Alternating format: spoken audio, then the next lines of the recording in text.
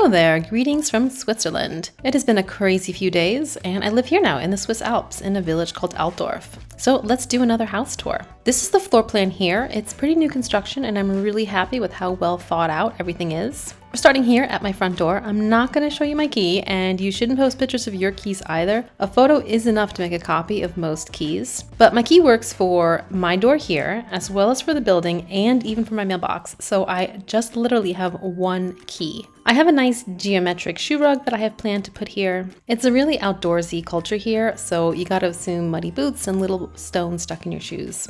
There is this nice entryway storage to the right here. You can see the place is still empty except for my many boxes. First room here on the right, right as you walk in, is going to be a shared home office for my boyfriend and I. This is where the boxes are the most dense. These are both office boxes, and my kid stuff will go in their room next. The plan for here is I'm going to have this wall and my boyfriend gets this one. I got the nicer side because he's keeping his previous home, which is super close, and he has another home office there.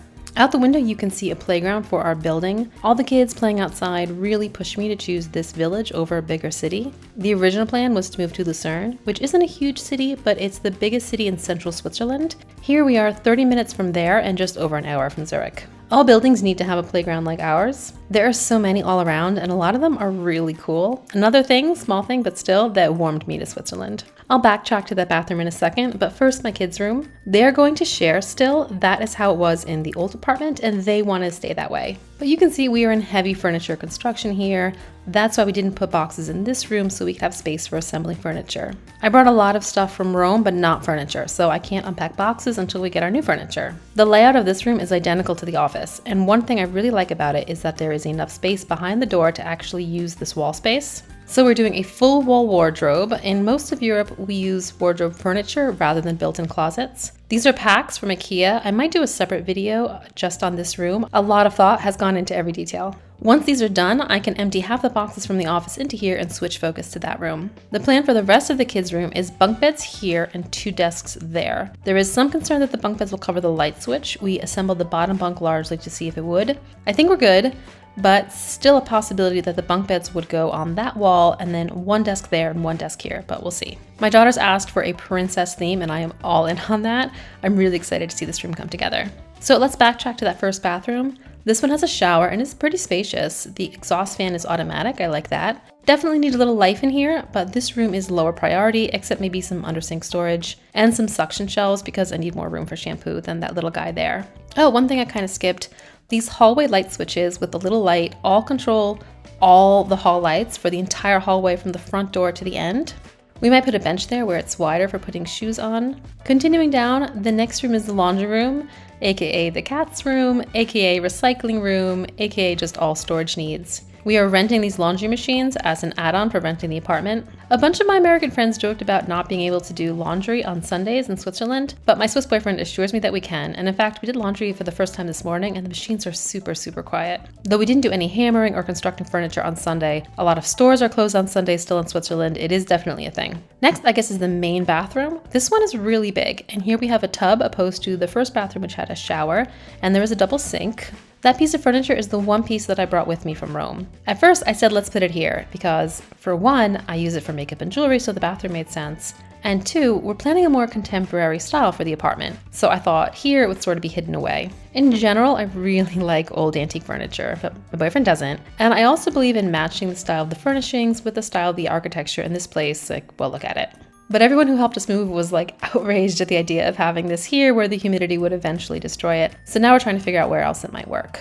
Oh, this is one thing I really dislike about this place, these textured walls. Blech. But I guess no place is perfect. So let's look at our bedroom.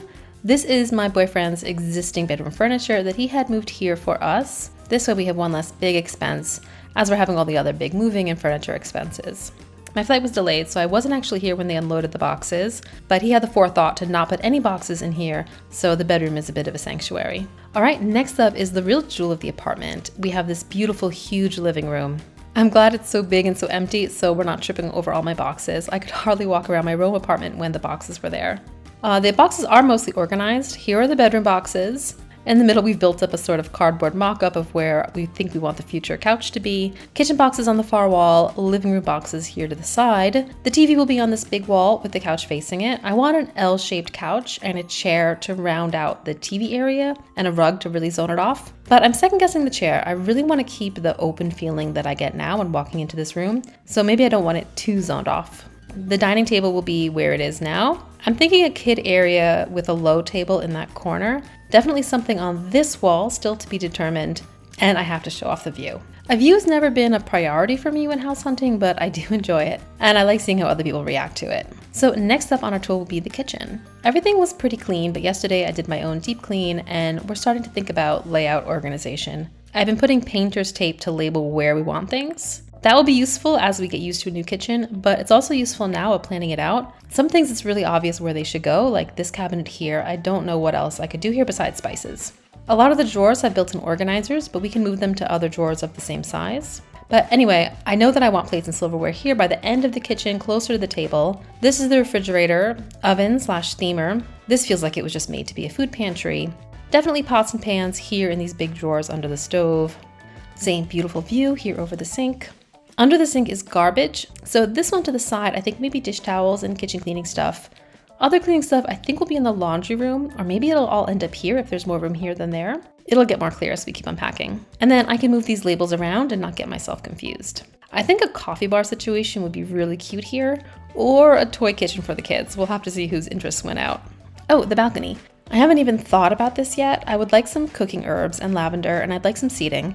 I want to spend some time on Pinterest getting inspired before we tackle this. There are a lot of other higher priority projects for now. So that is the apartment itself, but in Switzerland, every apartment comes with storage. This is it, not too much to see.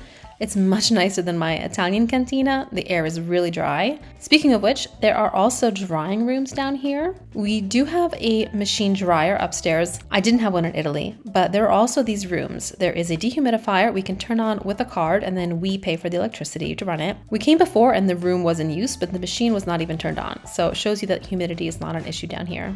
And there are also bomb shelters for every resident in all of Switzerland. I appreciate the level of preparedness and attention to detail that the Swiss seem to have. And that would be all. If you missed it, I did a house tour of my Rome apartment that I just moved out of after living there for 10 years. I'll put a link on the screen. And if you want to follow along on the journey, subscribe to the channel. See you guys soon.